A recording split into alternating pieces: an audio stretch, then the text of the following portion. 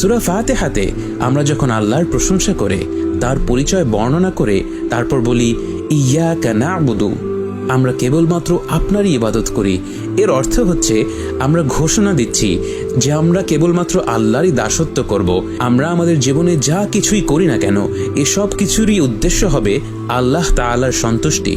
সম্পদ অর্জন করা, পরিবারের দেখাশোনা করা, সন্তানদের বেড়ে তোলা, সমাজে ভালো কাজ করা, এ ধরনের কাজ কখনোই আমাদের উদ্দেশ্য হবে না, বরং সেগুলো হবে আল্লাহর সন্তুষ্টি পাওয়ার মাধ্যম মাত্র।